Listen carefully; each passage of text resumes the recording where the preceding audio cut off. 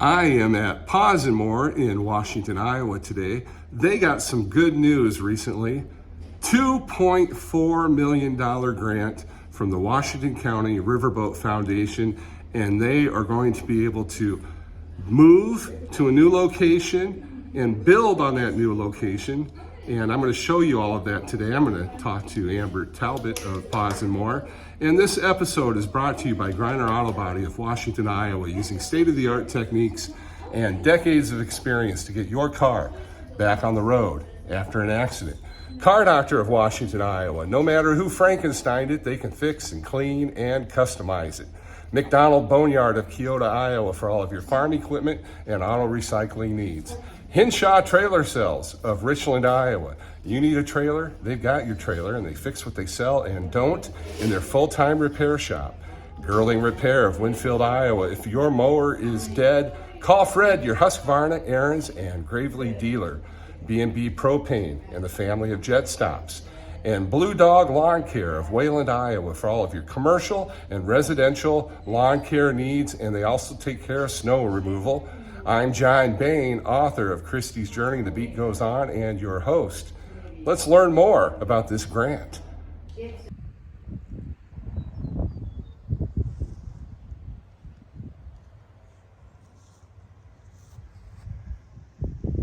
Amber.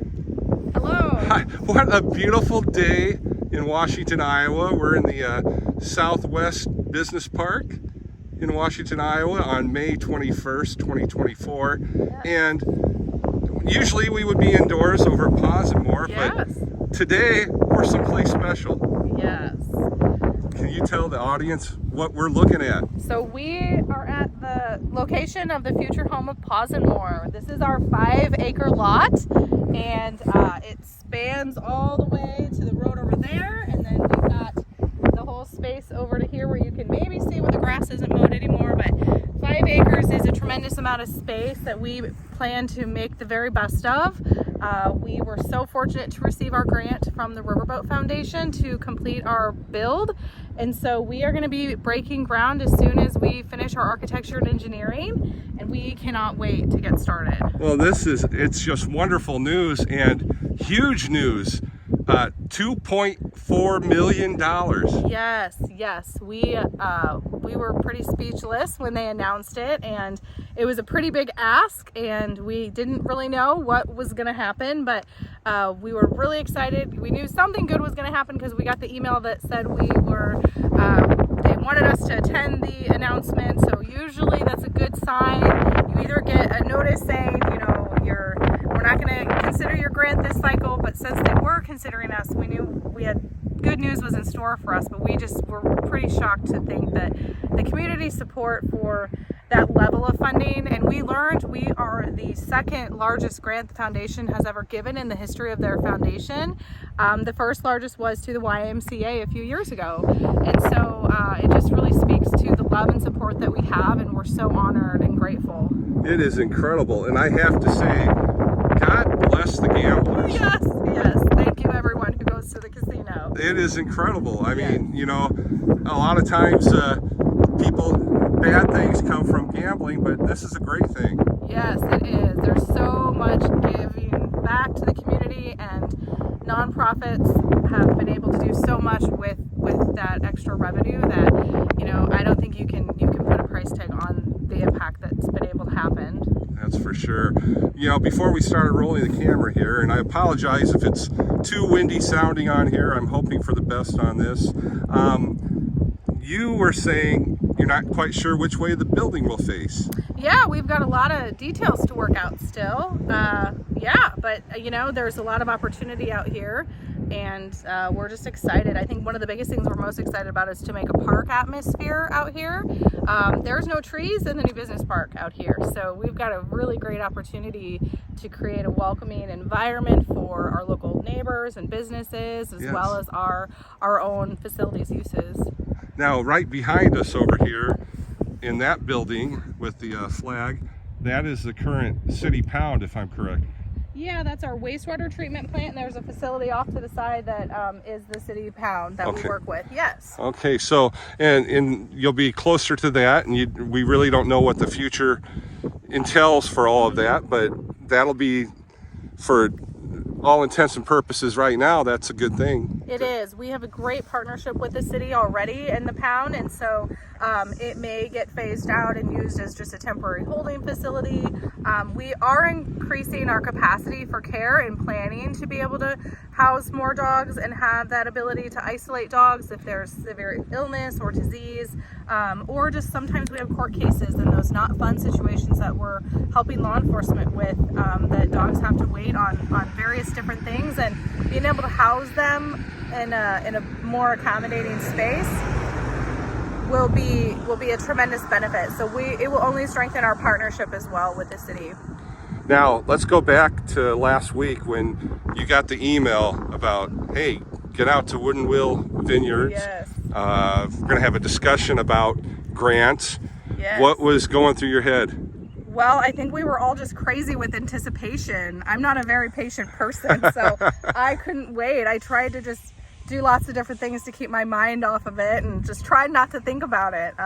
But no, we just could not wait. And, this jump started us to be able to stay on our timeline. I mean, we did raise $1 million on our own. This past year, we had worked really hard, but 1 million is still pretty far away from 3.5 million. And yes, we kept thinking, like, how are we going to do this? And, we've got a lot of grants that we've written and a lot of support. I mean, $1 million, we never thought we could raise that kind of money either. It's if you asked me huge. that 10 years ago. Yeah. So we were very proud of that. And, the Riverboat Foundation, I think, clearly was proud of that too, because if we hadn't been able to show the work that we had done, I don't know that they would have been able to invest at that level yet. And the community, obviously, by giving to make that $1 million happen, shows the Riverboat Foundation that the community wants this too. Yes, absolutely.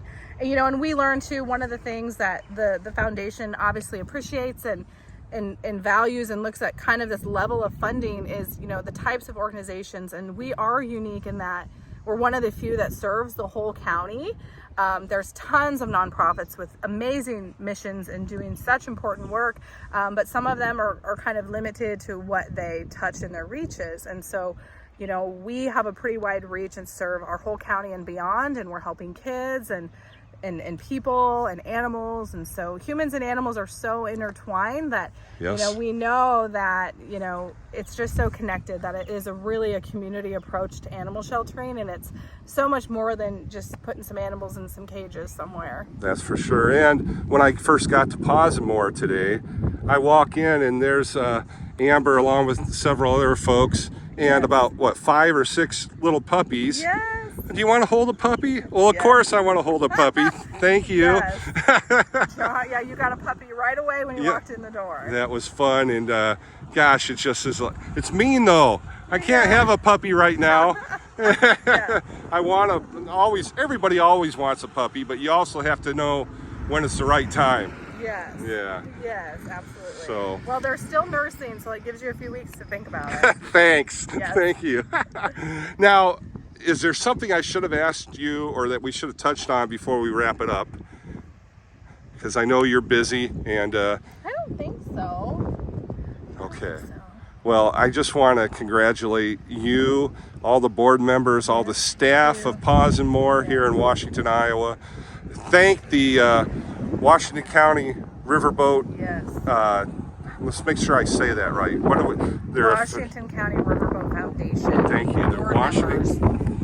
The board members? Yeah, you can add members or, yeah. Washington County Riverboat Foundation and the board members of that fine organization. Thank you to all of you, and thanks Amber for being on today.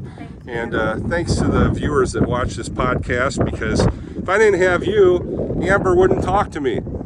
Thank you. As the little puppies here at Paws More will tell you, if you like my podcast, please like, follow, and subscribe. It's free. He works with the dogs almost every day. Hi, Chandler. Hi. And who do we have here? This is Ranchero. Hi, Ranchero. And if I'm correct, he's 8 months old? Yes, he is just went up for adoption yesterday. Aw. He's a cutie patootie and He full is. of kisses, as you can tell. Boy. And what kind of dog is Ranchero? He's a little Aussie mix. Hi, how are you, buddy? Well, maybe not so mixed. He looks a lot like an Aussie to me. Yeah. I'll tell you, every time I come here, all these animals just are like so friendly to me. Yes, they are. They really have that unique ability of putting pressure on a guy saying, take me home. Do you have a dog at home? I do not at this time Oh. because my wife and I are always on the road and it just wouldn't be fair for the little dog. See, they know then. That's why. Yeah. They know. Exactly, exactly. Look at him. He's so full of kisses. Abby and Emma, welcome to Southeast Iowa today, and congratulations to you too. You both are part of Paws More, and Paws More has received this huge grant from the Washington County Riverboat Foundation, $2.4 million. It's a lot. It's exciting. That is exciting. How do you two think that will, once the new location is up and running, how will things be different? So we'll have a bigger shelter. And then so we'll be able to hopefully take in more dogs, cats than what we can right now, so that we can help the community a lot more than what we are right now. So providing more housing for those. We will have more isolation rooms and treatment rooms for when we do have sick cats, and that way they're not like in our adoption room like how we have to right now. So we'll be able to like actually like manage sickness. We'll be able to kind of spread things apart and isolate things that need isolated. I think we're also very excited to have our dog receiving room and a separate dog adoption room, so that way people can see what dogs are available, and then our new scared dogs will have their own little room to kind of be in to decompress before they go up for adoption. So And that's important, isn't it? yeah, we like to give them space to decompress, and so having to hear all the dogs barking, people walking by from the public, it can be scary at times, and so giving them that little Guys with cameras and rolling and everything. yeah, so it'd be really nice for them, less scared and make them more adoptable. Abby, who do we have here? This is Mama Tool. She has taken in this Oh. sweet little one back here.